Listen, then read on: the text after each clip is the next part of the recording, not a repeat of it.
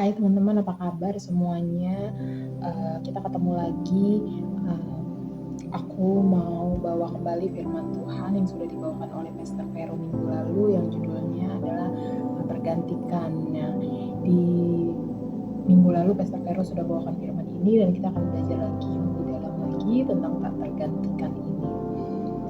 Aku mau ajak teman-teman untuk buka Alkitabnya di Daniel 3 ayat 17-30.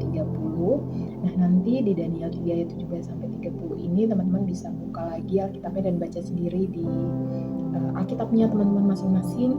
Di Daniel 3 ayat 17-30 ini adalah kisah dari 3 orang sahabat Daniel yang bagaimana mereka mempertahankan imannya kepada Tuhan, dan kita akan belajar lebih dalam lagi tentang ketiga teman dari seorang Daniel ini. Apa yang bisa kita ambil dari kisah Alkitab atau firman Tuhan di Daniel 3 ayat 17-30 ini? Kita bisa lihat Sadrak, Mesak, dan Abednego ini bagaimana mereka menolak menyembah Tuhan, lalu bagaimana mereka menerima hukuman, bagaimana pertolongan Tuhan yang ajaib datang sama mereka, dan bagaimana Tuhan dimuliakan pada akhirnya, lalu bagaimana mereka pada akhirnya juga mendapatkan sebuah promosi dari Raja Nebukadnezar. Kita akan belajar satu persatu dan kita akan lihat satu persatu, teman-teman. Kita lihat bagaimana seorang Sadrak, Mesak, dan Abednego ini menolak menyembah patung emas, di mana mereka percaya akan penyertaan Tuhan. Ketika mereka menolak menyembah patung emas ini, mereka masih tetap memilih untuk menyembah Tuhan apapun konsekuensi yang nanti akan mereka hadapi, teman-teman. Karena mereka sadar betul adanya penyertaan Tuhan di situ. Nah, kita juga harus sadar betul bahwa selalu akan ada yang namanya penyertaan Tuhan di dalam kehidupan kita. Dan kita harus mencintai Tuhan, memiliki iman tentang penyertaan Tuhan di dalam kehidupan kita yang mungkin kita jalani atau kita lalui hari demi hari itu nggak mudah, sehingga kita harus tetap percaya dan kuat betul di dalam penyertaan Tuhan ini. Dan itu apapun yang terjadi di dalam kehidupan kita, segala hal yang nggak baik yang terjadi di dalam kehidupan kita itu tidak membuat kita berpaling kepada yang lain, berpaling kepada berhala kita, atau berpaling kepada hal-hal yang bersifat duniawi atau sementara. Lalu yang kedua, menerima hukuman. Ketaatan mereka, ketaatan Sadrak, Mesak, dan Abednego itu ternyata ada konsekuensi yang harus mereka jalani, yaitu adalah bagaimana mereka menerima hukuman, yaitu dilemparkan ke dalam api yang 7 kali lebih panas dari panas biasanya, teman-teman. Dan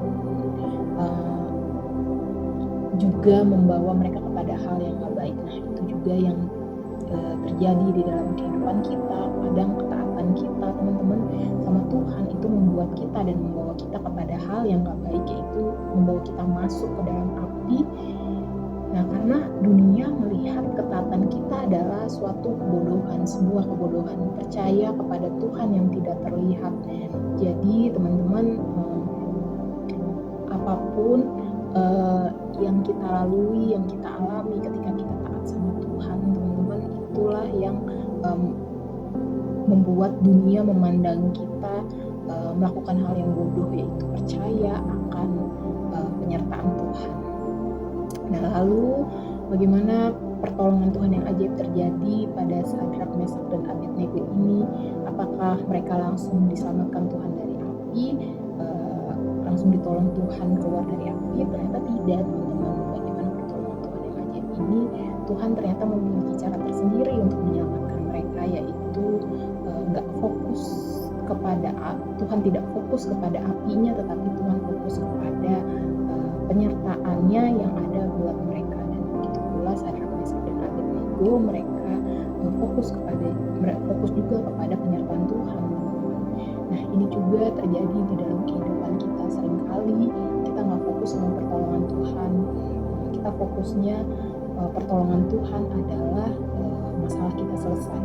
Itu sudah menjadi pertolongan Tuhan dalam kehidupan kita. Tapi kita nggak sadar bahwa sekalipun permasalahan kita nggak selesai, ya itu ada ada di situ penyertaan Tuhan, yaitu adalah pertolongan Tuhan. Jadi bukan fokusnya kepada jadi apa atau fokusnya ke masalah kita, tetapi fokusnya kepada dengan siapa, fokusnya adalah dengan siapa kita berjalan, teman-teman. Kalau kita fokusnya sama Tuhan, sama penyertaan Tuhan yang selalu jalan buat kita, selalu sama-sama kita nggak akan fokus kepada api itu atau masalah itu. Tetapi walaupun masalah nggak selesai, ada hal yang dirubahkan, yaitu hati kita, yaitu fokus kepada dengan siapa kita berjalan.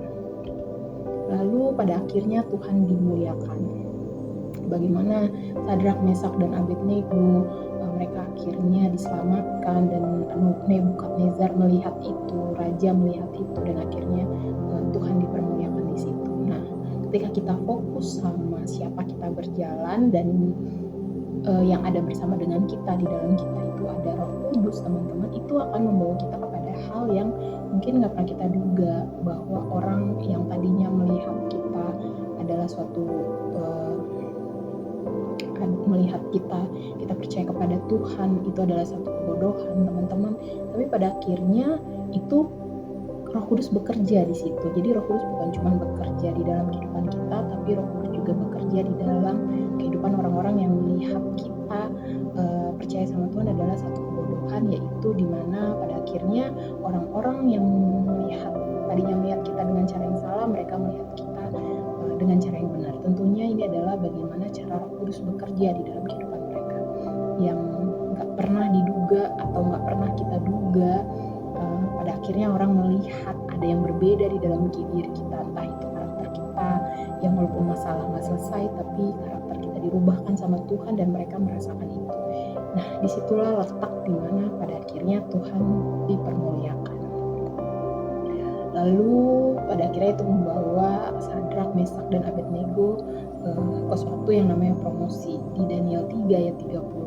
Nah, bagaimana penyertaan Tuhan pun itu bisa membawa kita kepada promosi. Tapi aku di sini mau ajak teman-teman nggak fokus kepada promosinya, tapi fokus kepada rasa syukur kita kepada Tuhan atas penyertaannya di dalam kehidupan kita. Nah, bagaimanapun promosi atau berkat itu hanyalah bonus yang datangnya daripada Tuhan. Jangan sampai promosi itu atau bonus itu menjadi berhala di dalam kehidupan kita, sehingga kita akhirnya lupa sama penyertaan Tuhan atau pertolongan Tuhan yang sudah Tuhan lakukan untuk menyelamatkan hidup kita dari mungkin masalah kita atau ya dari api itu, teman-teman, gitu. Di sini aku mau kesaksian bagaimana penyertaan Tuhan di dalam kehidupan aku, yaitu di sisi lain aku ingin menyenangkan orang tua aku, tapi di sisi lain aku mau menyenangkan Tuhan. Nah, ini adalah bagian dari penyertaan Tuhan di dalam kehidupan aku, yang dimana mungkin menyenangkan orang tua aku adalah aku bisa menikah, dan itu sudah membuat kedua orang tua aku mungkin senang sama aku yang akhirnya menikah tepat pada waktunya mungkin. Tapi di situ aku tidak mau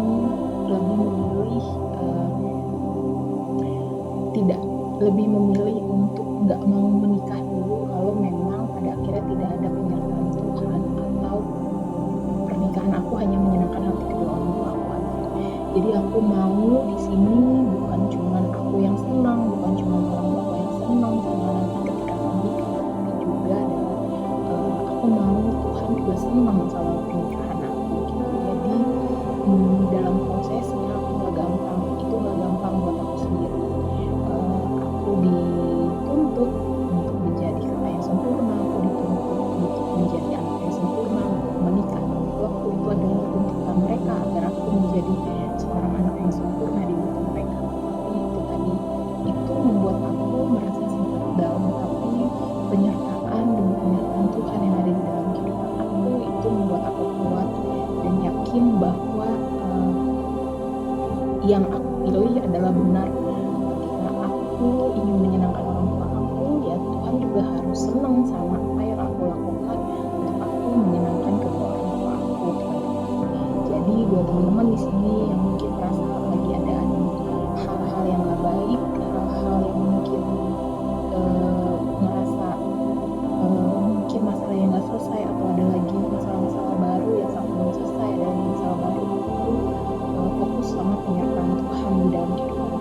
kalau nggak ada banyak bantuan dalam hidup kita ya, kita akan satu merasa kosong, terus kedua ya hidup kita nggak ada artinya dan mungkin bisa berakhir pada bunuh diri teman-teman. Jadi itu tadi, tetap fokus sama yang namanya penyertaan Tuhan. Ini ada ayat yang aku ambil di Daniel 3 ayat 18 teman-teman. Tetapi seandainya tidak Tuanku mengetahui, ya Raja, bahwa kami tidak akan memuja dewa Tuanku dan tidak akan menyembah patung emas yang Tuanku dirikan itu. Dalam setiap pilihan kehidupan kita, bahkan ketika kita pilih Tuhan, akan selalu ada yang namanya konsekuensi. Entah kayak misalnya contohnya kayak aku mau menikah tapi aku juga mau menyenangkan Tuhan, ada konsekuensi yang harus aku hadapi, yaitu mungkin cibiran-cibiran orang, atau mungkin orang tua aku juga yang kadang menyakiti hati aku. Tapi itu tadi, aku mau fokus sama Tuhan, ada penyertaan Tuhan buat aku, dan aku percaya masa depan aku di tangan Tuhan itu akan baik dan akan indah, teman-teman gitu. Dan aku berserah sama apa yang sudah Tuhan izinkan terjadi di dalam kehidupan aku. Yang penting buat aku ada Tuhannya di situ, karena percuma aku menikah tapi nggak ada Tuhannya di situ, teman-teman. Nah, ini Daniel 3 ayat 18. Aku harap mungkin ada doa-doa teman-teman yang gak dikabulkan, ada hal-hal yang mungkin teman-teman masalah buat aku harap buat teman-teman, penyertaan Tuhan itu sudah lebih dari cukup. Ada Tuhan di situ tuh udah lebih dari cukup, teman-teman. Ini ada points to ponder, teman-teman. Nanti kita akan bahas points to ponder ini di breakout room. Yang pertama, dalam kehidupan saya sehari-hari lebih banyak saya menyembah kepada Tuhan atau kepada yang lain. Nomor 2, kepada siapa kita atau apa kita menyembah selain kepada Tuhan. Yang ketiga, apakah saya mau kompromi demi kenyamanan atau tetap menyembah Tuhan walaupun ada risiko seperti yang dilakukan oleh Sadrak, Mesak, dan Abednego ini. Dan nanti kita akan bahas di breakout room, dan aku sudah selesai. Terima kasih.